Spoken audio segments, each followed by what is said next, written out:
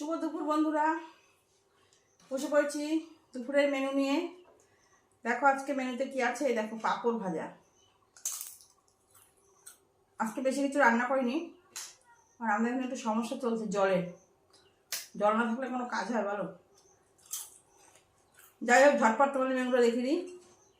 দেখো ডাল করেছি আজকে, মুগের ডাল, ডাটা আর একটু কুমড়ো দিয়ে কারো কারো করে। টক ডাল তো খাচ্ছি সামান্য। এখানে করেছি পটল ভাজা।